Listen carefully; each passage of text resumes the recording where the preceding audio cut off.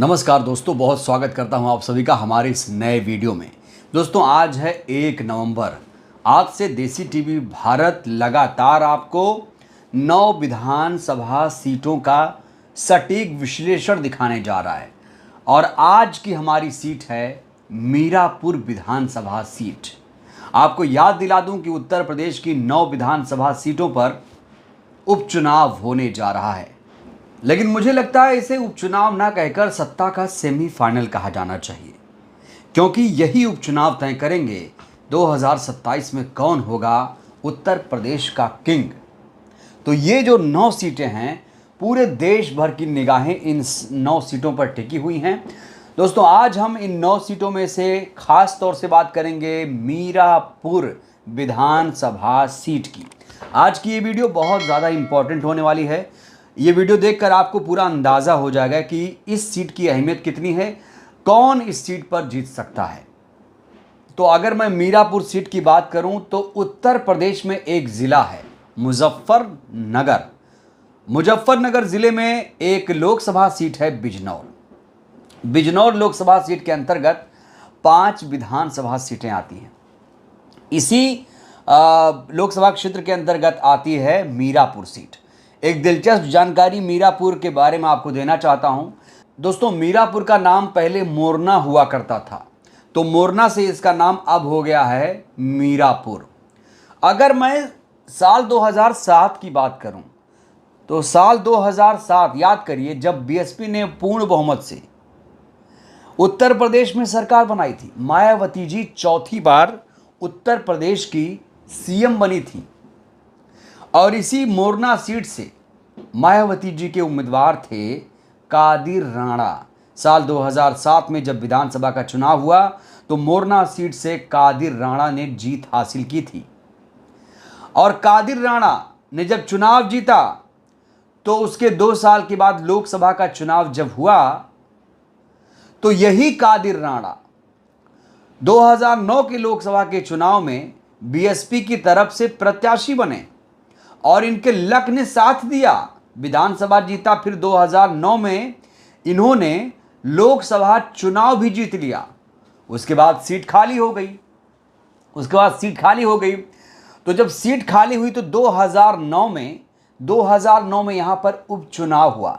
ठीक वैसे ही जैसे 2024 में सीट खाली होने के बाद उपचुनाव 2024 में होने जा रहा है, वैसे ही साल 2009 में जब सीट खाली हुई, क्योंकि कादिर राणा सांसद बन गए, विधायक थे, सीट खाली हुई, इसलिए 2009 में यहां पर उपचुनाव हुआ। और उपचुनाव के बारे में अगर मैं बात करूं 2009 के, तो ये बहुत दिलचस्प था, ठीक ऐसे ही जैसे आज हालात हैं। बीएसपी की तरफ से अगर मैं बात करूं साल 2009 में, तो बीएसपी की तरफ से नूर सलीम राणा, जो भाई थे कादिर राणा के, वो बीएसपी के उम्मीदवार बने। आरएलडी की तरफ से मिथिलेश पाल प्रत्याशी बनाए गए। आरएलडी की तरफ से मिथिलेश पाल, वही मिथिलेश पाल जो अब आरएलडी की तरफ से 2024 में भी उम्मीदवार हैं। 2009 के उपचुनाव में मिथिलेश पाल ने नूर सलीम राणा को शिकस्त दे दी। तो 2009 में आरएलडी ने इस सीट पर जीत हासिल की। लेकिन अगर मैं साल 2012 के विधानसभा चुनाव की बात करूं तो साल 2012 के विधानसभा चुनाव में फिर से बीएसपी के प्रत्याशी ने जीत हासिल की। तब बीएसपी ने यहां से जमील अहमद को अपना उम्मीदवार बनाया था। 2012 विधानसभा के चुनाव में जमील अहमद ने मोरना सीट से जीत हासिल कर ली थी। 2012 में जहां बीएसपी ने यहां से जीत हासिल की थी, तो वहीं 2017 में बीजेपी ने यहां से जीत हासिल की। लेकिन 2022 में यहां से चंदन चौहान ने विधानसभा चुनाव जीता। चंदन चौहान जो संजय चौहान के बेटे हैं। संजय चौहान की भी कहानी रोचक है। 1996 में चंदन चौहान ने समाजवादी पार्टी के टिकट से चुनाव लड़ा लोकसभा का। उसके बाद इन्होंने जीत हासिल की और 2009 में संजय चौहान ने बिजनौर लोकसभा सीट से आरएलडी बीजेपी गठबंधन की तरफ से प्रत्याशी बनाए गए और संजय चौहान ने बिजनौर लोकसभा सीट से जीत हासिल की। तो यही चंदन चौहान संजय चौहान के बेटे हैं। चंदन चौहान जब विधायक थे तो इन्हें लोकसभा का चुनाव लड़ाया गया 2024 में। बिजनौर से चंदन चौहान उम्मीदवार थे और चंदन चौहान ने यहां से जीत हासिल की।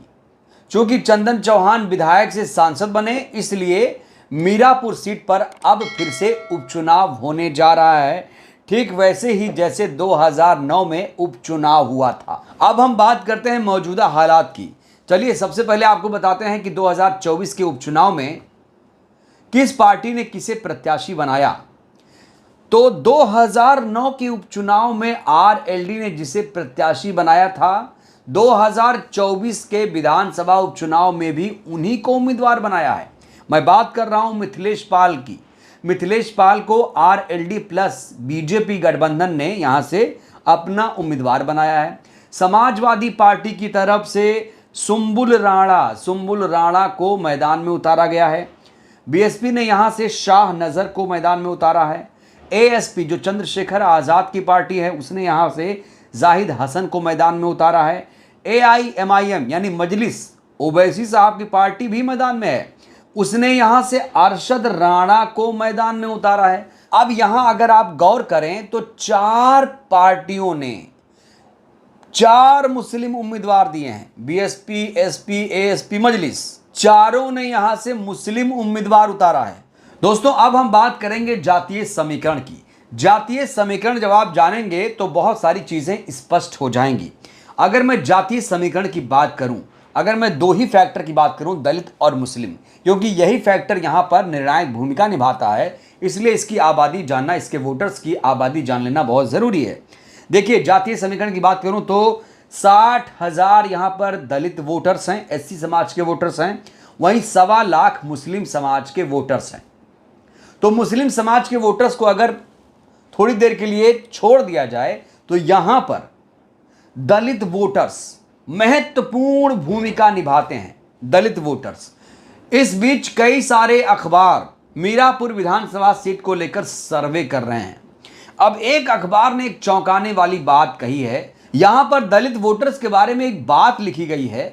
लिखा है कि क्षेत्र के दलित समाज के मूड की बात करें तो उनका साफ तौर पर कहना है कि एक ज़माना था जब दलित समाज बहुजन समाज पार्टी के साथ खड़ा होता था, लेकिन अब 95% दलित समाज चंद्रशेखर के साथ खड़ा हो गया है। इसके चलते इस बार मीरापुर विधानसभा सीट के इस उपचुनाव में यहां का दलित समाज इतिहास लिखने जा रहा है। तो अगर हम इस कटिंग पर गौर करें तो इसका मतलब ये हुआ भाई चंद्रशेखर के साथ करीब करीब 50,000 55,000 जो दलित वोटर है वो चले जाएंगे। यहां पर मैंने कहा कि दलित वोटर्स बड़ी भूमिका निभाते हैं। तो अगर अखबार की माने तो यहां पर चंद्रशेखर आजाद जीत रहे हैं, लेकिन अखबार की बात कितनी सच है ये भी तो परखना चाहिए। अखबार टीवी कितना सच दिखाते हैं ये भी तो जानने की जरूरत है। अब अगर मैं चंद्रशेखर की बात करूं, बिजनौर जिले में एक लोकसभा सीट है, नगीना लोकसभा सीट। नगीना में चंद्रशेखर आजाद इसलिए जीते क्योंकि उन्हें मुस्लिम ने चुना, मुसलमानों ने भरपूर उन्हें वोट दिया, इसलिए नगीना से चंद्रशेखर आजाद ने जीत हासिल की। नगीना लोकसभा सीट में तो मुसलमानों ने बढ़ चढ़कर इन्हें वोट दिया, इसमें कोई दो राय नहीं है, लेकिन दलित समाज मीरापुर में चंद्रशेखर के साथ चला जाएगा ये कहना बड़ा मुश्किल है, क्योंकि उधर जो अखिलेश यादव हैं उन्होंने पीडीए बना दिया है और चंद्रशेखर आजाद एआईएमआईएम, यहाँ पर खास तौर से अगर बात करें तो मुसलमान वोटर्स का बंटवारा होगा। जो मुस्लिम वोटर हैं खास तौर से वो तो छिटक जाएंगे, एआईएमआईएम के साथ भी जाएंगे, चंद्रशेखर आज़ाद के पास भी जाएंगे, एएसपी के जो समाजवादी पार्टी है उसके पास भी जाएंगे। तो मुस्लिम वोटर्स का यहाँ पर बिखराव होगा। सिर्फ और सिर्फ जो निगाहें हैं दलित वोटर्स पर हैं। अखबार क्या लिखता है, टीवी क्या दिखाते हैं वो तो अलग बात है, लेकिन अगर पिछले रिकॉर्ड्स को देखें, अगर मायावती जी के कुछ दिनों की एक्टिविटी देखें तो मायावती जी कहा जा रहा है इस समय थोड़ी मजबूत हुई हैं। और अगर दलित वोटर्स बीएसपी के साथ आ जाते हैं तो ये मान लिया जाएगा कि जो दलित समाज बीएसपी से छिटक गया था वो कहीं बीजेपी, कहीं समाजवादी पार्टी के पास चला गया था। अगर बीएसपी यहाँ जीतती है तो ये सीधा माना जाएगा कि उसको दलित वोटर्स ने चुना है। जैसे नगीना में चंद्रशेखर को मुसलमानों ने चुना था, अगर बीएसपी मीरापुर सीट जीतती है तो माना जाएगा एक बार फिर से जो बीएसपी है उसके साथ दलित समाज आ गया है। कई लोग ये कह रहे हैं कि यहां पर समाजवादी पार्टी का फैक्टर भारी है। कुछ सर्वे ये भी कह रहे हैं कि यहां पर भाई आरएलडी के मिथिलेश पाल का पलड़ा भारी है। लेकिन देखिए, आरएलडी की अगर मैं बात करूं तो आरएलडी और बीजेपी दोनों समझिए एक ही हैं। और यूपी में अगर मैं बात करूं तो सत्ता विरोधी लहर इस समय चलने लगी है। लोकसभा के चुनाव में आपने देखा कि सबसे ज़्यादा सीटें इंडिया गठबंधन को आई थी। अब आरएलडी की अगर बात करें तो आरएलडी का यहां पर जीतना बहुत मुश्किल है, क्योंकि वो बीजेपी के साथ है। अगर समाजवादी पार्टी के साथ होती तो जो आरएलडी है यहां से जीत सकती थी, लेकिन इस बार वो इस चुनाव में रेस से बाहर जाती हुई दिख रही है। और मुकाबला यहां पर रोचक हो गया है समाजवादी पार्टी, बीएसपी और एएसपी के बीच। तो यहां पर त्रिकोणीय मुकाबला है।